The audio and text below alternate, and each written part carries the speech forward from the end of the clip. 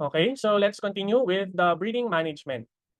So we have several terms, okay, that are related to breeding that were already mentioned, okay, like your dam, your sire, okay, your mare, and the stallion. Okay, but we have here another set of breeding terms. Okay, so last time we've mentioned the teasing, wherein a teaser male, okay, a horse that is castrated, okay, would be brought to a mare, okay, to elicit signs of heat. Okay, and then when we say live cover, okay, so this refers to natural mating, okay, because we have the other term artificial insemination. Okay, so live cover, it would mean natural mating, okay, of the stallion and the mare. So covering, okay, is basically breeding. Okay, so that's to cover, to breed. Okay, so Nick would refer to um the offspring, okay, of your horses from two bloodlines, okay, would result to a superior offspring, okay, superior to either of the parents. Foal at foot, okay, hindi ko pa din pala na-edit yan, at foot yan, okay, this is a term used to describe um, the mare and the foal as a single unit, okay. So these mares would still have their foals, okay, that's age around 0 and 6 months of age, okay, which still rely on their mother's milk, okay. And then foaling, okay, so that's the date of parturition. Weanling, okay, already mentioned. So typically at around 4 to 6 months of age, okay, the foal is already separated from its mother. We have the yearling, as mentioned earlier. Okay, so these horses are already at their 1 year of age. Okay, so yun yung yearling. So horses, okay, regardless of their actual date of birth, okay, at least in the horse industry, okay, so they have this system to make it easier to track the age of horses. Okay, so they set the date of the birthday. So universal birthday of horses is January 1. Okay, at least in the northern hemisphere. So regardless of the actual month of birth, for example, a horse that is born today would already turn 1 year old, okay, on January 1, 2025. Okay? So pag pinanganak siya ng December 31, kahit technically few hours old lang siya, 1 year old na siya pagdating ng January 1. Okay? So that's because it would be easier to classify horses for competition. Okay? So for example, in racing, okay? So we have the categories for yearlings, 2-year-olds, 3-year-olds, and so on. Okay? Para mas madali siyang matrack. Okay? So a long yearling, okay? So this is a foal that is around 18 months old, okay? And nearing maturity. Okay? So we've mentioned before, it would already be mature at around 3 and 4 years of age. Okay? So yung mga mares natin and stallions, these are adult horses around 3 and 4 years of age. Now let's go to the breeding season. Okay, so the usual breeding season in the northern hemisphere is February 15 to July 15. I hope that you remember these months, okay, or these dates. Okay, so the February 15. So let's take a look at the calendar. February here, okay, to July. So February is the start of the spring season. July is mid-summer. Okay? So that's the breeding season because horses are long day breeders. I don't know if I've mentioned that the last time. Okay, meaning they come into heat as the days increase in length. Okay, so the days would start the day length would start to increase during the start of spring. Okay, up to July. Okay, so there is a natural reason for that because when horses are bred here, for example, they would get pregnant. Okay, so pregnant sila for the rest of the year until the next year na, they would fall during the spring. Okay? So that has an importance because during spring, there would be abundant grasses, okay, to compensate for the gestation period. Okay? Para makakabawi sila ng nutrition. Okay? But in the southern hemisphere, for example, in Australia, okay, the breeding season is from September to February. Okay? So baliktad naman yung season. Okay? September to February. Okay? And then the universal birthday of horses in the southern hemisphere is different also. It's around August 1. Okay? August 1. So estrus period. Ano ibig sabihin ng ovulation? Anyone? What does it mean? Ovulation. Meron bang nagtitake ng physiology?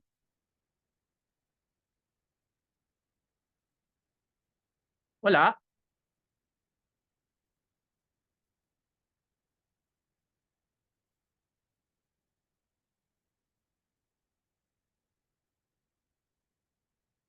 Ella, audible pa ba? Yes, Doc. Okay. Walang gusto masagot? Ano yung ovulation? Yes, Marian. Ano, Doc, yung mag-release ng egg ang ovary.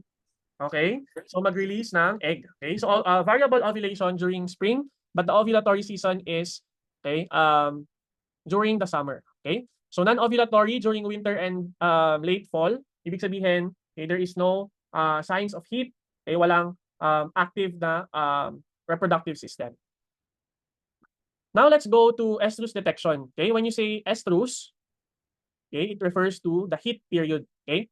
So here on the first picture is flagging. Okay? The horse is raising its tail and bringing it to the side. Aside from flagging, you also have the vulvar winking. Okay? The rapid opening and closing of the vulva. Winking. Okay? And then the surest sign that the horse is in heat is that it's ready to be mounted. Okay? Or the standing to be mounted. Okay? The mare is already receptive to the stallion. Okay? So for some animals, okay, especially when they are excited, they can release, okay, or they have these copious amounts of fluid or urine discharge. So this is one way of heat detection. Another way is rectal palpation. Okay, so this will be discussed in detail when you go to your higher courses, okay, like theriogenology. But basically, you are inserting your hand through the rectum and feeling for the ovaries through the rectal wall. So you might be able to palpate for the ovarian follicle. Okay, so this would be the one to mature and release the oocyte or the egg cell. Okay. And then this second one is vaginal speculum. Okay, so you are visualizing the cervix. Okay, which is the passageway, okay, for your sperm, okay, or semen. So if it's relaxed like this one on this diagram, okay, it means that the mare is in heat. Compared to if it is closed and turgid or firm, okay, it's not hindi, baliktad. If it's firm, okay, it's in heat. Okay, firm and turgid. Okay? Compared to when flaccid or relaxed, okay, that is not in heat. Okay? Naging pa ba ako, Ella? Yes, Doc. You're still audible, Doc. Okay, audible pa naman. Okay? So for this one, ano kaya siya? In heat or not in heat?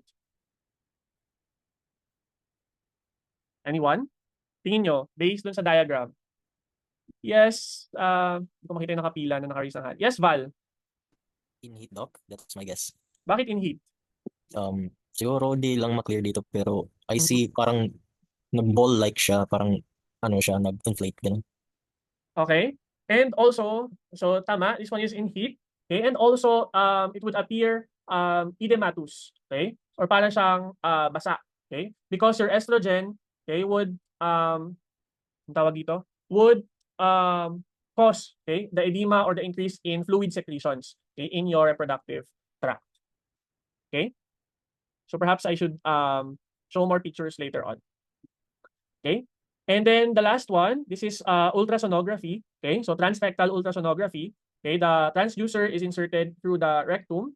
Okay, and with this, you may be able to check, okay, for the follicles, okay, as well as the uterus. Okay, and check if the animal is in heat. So I believe you will also be taking radiography and ultrasonography in higher courses. So now let's take a look at this graph. Okay. So paano kaya no kung ganito yung napunta sa inyo sa Revalida? Okay? O ganyan. Explain the graph, for example. Okay? So we mentioned earlier, okay, about the heat period, okay, or C, estrus. Okay?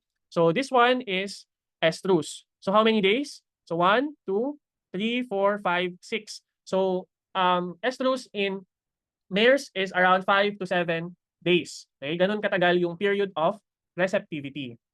Okay? And then, okay, the interval, okay, between one heat period to another heat period or estrus is 21 days. Okay? So remember that interval. It's the same for cattle, it's the same for pigs. Tama ba? Na-mention na yun before? 21 days for the estrus cycle? Shane, sa Luminant Production? Na-mention na ba yun? Yes, Doc, na-mention na po. Na-mention na siya, okay? So this estrus cycle only happens during the breeding season. Okay? So dito lang yung estrus cycle ng horse. Okay? So during fall, wala siyang estrus cycle. During an estrus period, winter, wala siyang estrus cycle. Okay? So as you can see, okay, ovulation happens usually 1 day, 24, okay, some 48 hours before the end of heat period. Okay? Sige nga, for the attendance, can you type in the chat box your answers? Kailan kaya ideal na i-mate yung horse? After ovulation, during ovulation, or before ovulation? Can you type your answers in the chat box? Best time to breed the horse? Before ovulation, during ovulation, or after ovulation?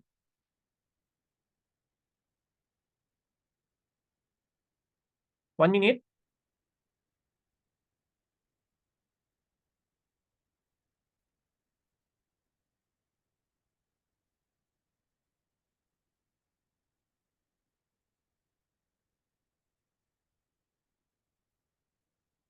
Five, four, three, two,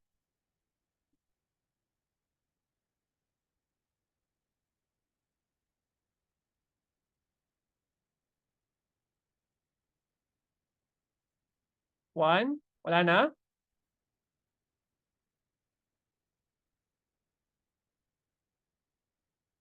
Five, four, three. Konti pala nagsasagot. Two, and one. Okay. So the answer is around, okay, so let's zoom in.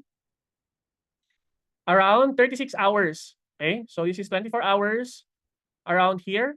So 36 hours, okay, before and up to the time of ovulation. Okay. So before and up to the time of ovulation. But ideally, before, okay, 36 hours before ovulation. Okay, because your sperm still needs to mature. Okay. Kapag dito pa, magmamature pa yung sperm, wala na, hindi lalampas na yung egg. Okay? Hindi na sila hindi pa kaya or hindi pa ready si sperm to fertilize the egg. Okay? So ideally, it's before, okay, ovulation. Okay? 36 hours. So the common practice is that when you see that a horse is already in heat, okay, on the second day and the third day, you breed your mare. Okay? So first day, nakita mo na siya. On the second day and the third day, breed your mares. Okay? And then after the second day and third day of breeding, every other day until the mare goes out of estrus or heat. Okay? So you can use ultrasonography and also palpation, okay, to aid you in determining the proper breeding time for these horses. Okay? So ano pa yung mga napapansin nyo na meron dito sa picture? Yung hormones. Okay? So estrogen is actually the hormone that is responsible for the clinical signs of heat. Okay? Estrogen. And then, as it goes down, progesterone goes up. Okay? This is actually your pregnancy hormone. Okay? So if fertilization occurred here, the progesterone levels would be maintained, okay, during pregnancy. Okay? Para hindi magkakaroon ng abortion of the fetus. Okay? So you will be discussing or encountering this in your reproductive physiology as well as stereogenology. So as mentioned last time, okay, so you can also place breeding hobbles to your horses to prevent them from kicking during mating. And you may also apply, ano ang tawag natin last time sa shal? What's the English term? Shal. C-I-A-L.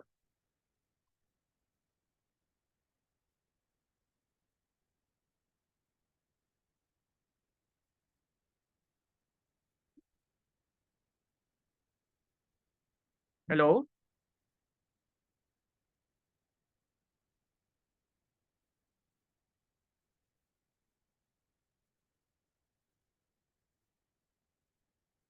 Lip twitch, doc.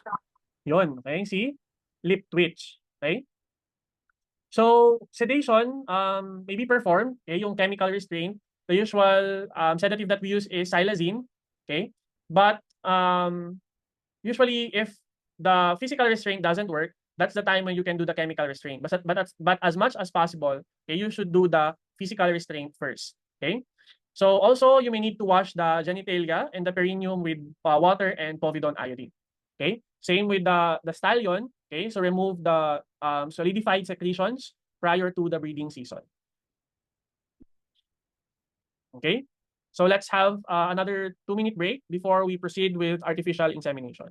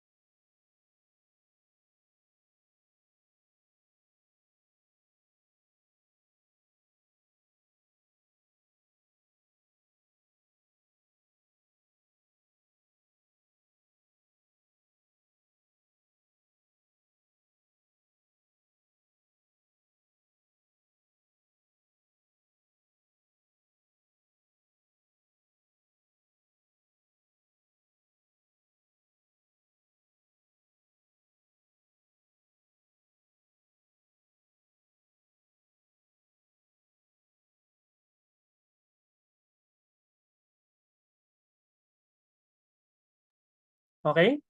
So can you give a disadvantage of artificial insemination?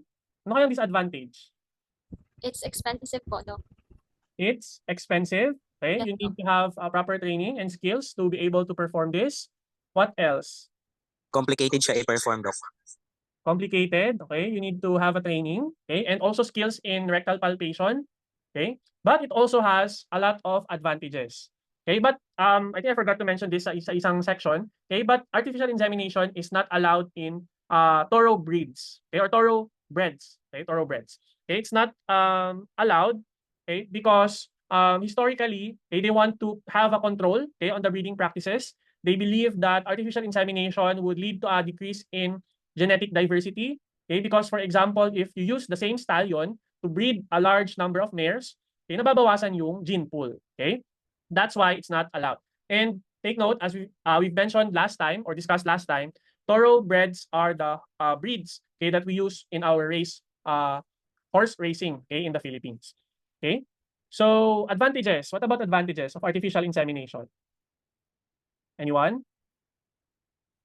Preserve desirable traits po, Doc, of the may Okay, thank you, Ningning. Ay, ikaw ba yun nagsalita? yes, Doc. Ayan, okay. What else, Jayben? It decreases the risk of transmitting sexually diseases. Okay, because you can also include antibiotics in the semen, and this would decrease the odds of infection. So disease control between the stallion and the mare. Okay. Yes, si Tagris ng hand. Si Shem? Ikaw ba yun? It increased fertility rates po, Doc. Okay, so higher fertility rates or pregnancy rates. What else? Madami pa. Yes, Sam. Reduced risk of injury, Doc. Okay, possibility of injury to the mare and also to the stallion. Okay, and you can also use this. For example, your stallions have been injured in the past. You can still use them. Okay, their semen. Okay, for breeding, and also for abnormal or uncooperative mares. Okay, so this might be the best way to breed them. Okay, ano pa kaya? Anyone else? Yes, sino nag-raise ng hand? Si Kai. Makaprevent po siya ng ano, Doc, STD. Okay, nabanggit na kanina. Ano pa kaya?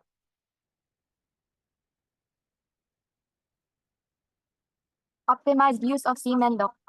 Okay. Optimize the use of semen. You can breed a lot of females. Ano pa kaya? Ano kaya ang pinaka-practical reason? Convenient, Doc. Ay, yes, Shane, ano yun? Convenient, Doc, because you don't have to bring the male horse and then mag-mount na naman. And then, Mag? And then, Mag? And then you'll go through the process of mounting the male horse, Doc, to the Okay. female, to the mare. You don't have to travel the stallion, okay? And this would prevent overuse of your stallion, okay? You get +10 for the oral valida. Okay? So those are the advantages of artificial insemination. For the pregnancy determination, okay, so it's the same.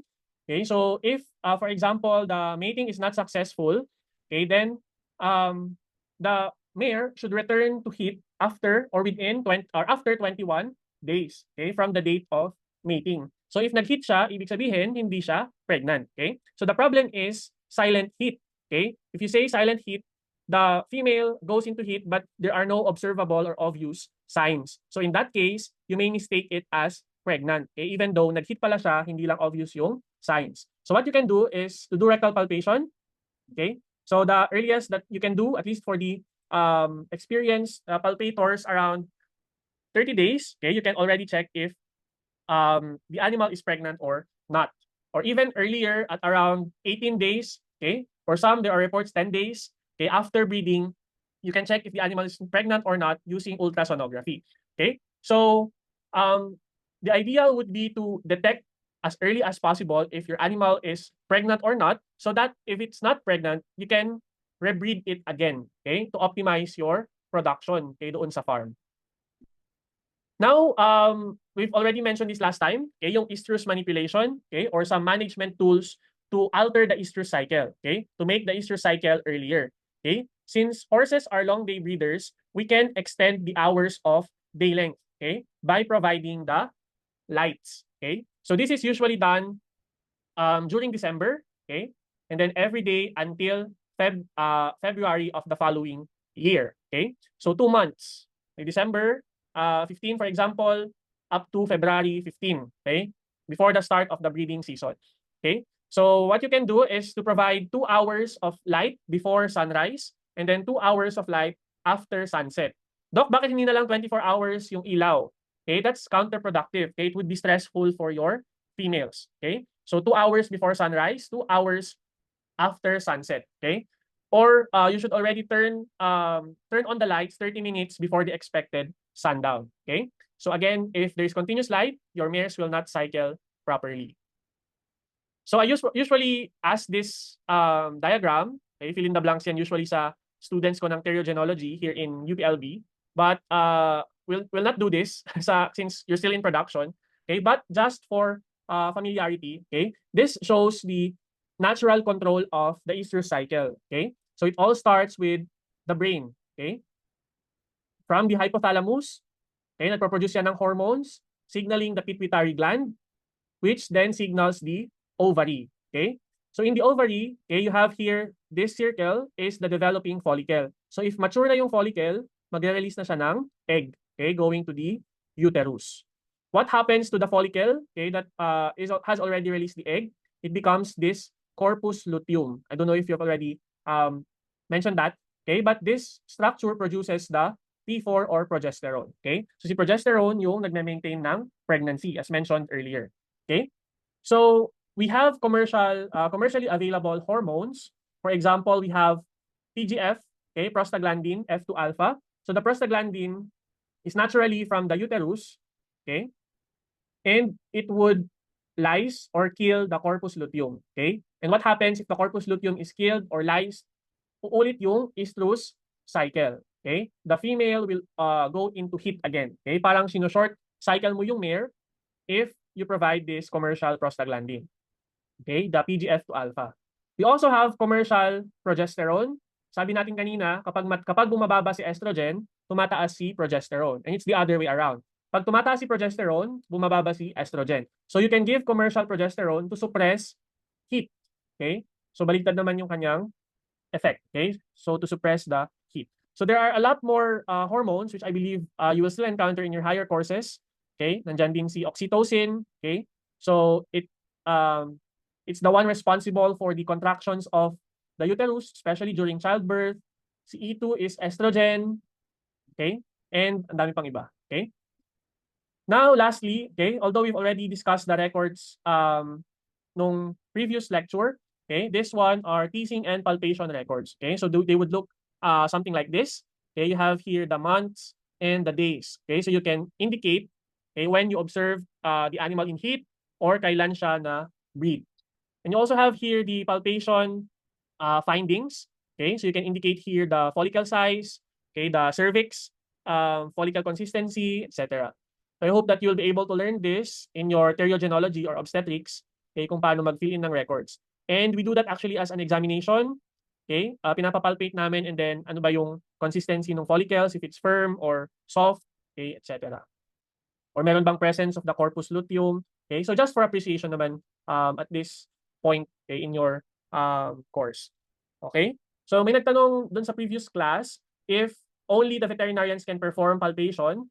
Actually, no. Okay, pati yung artificial insemination, there are trained AI technicians. Okay, even non-veterinarians, mga animal science graduates, okay, that underwent training, okay, offered by sa mga large ruminants. Meron dyan yung offered by NDA, National Dairy Authority, and also the Philippine Carabao Center. Okay, they can already perform the palpation and the artificial insemination. Okay, so they can also fill in records like this one. Okay, especially sa mga malalayong areas na walang municipal veterinarian, okay, or city veterinarian, okay, nandyan yung mga AI technicians who can perform these techniques. Okay, so are there any questions?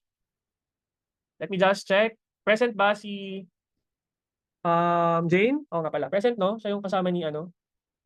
Jane, present pa? Doc, umuwi na po si Jane. Bago Wala. na Present, po. Doc. Doc, present, Doc. Shari? Hindi rin ako kay, I'm here with Shari, Doc. Umuwi na po ako. Okay. Malipat-lipat ha. Si Jelay. Present, Doc. SL? Present, Doc.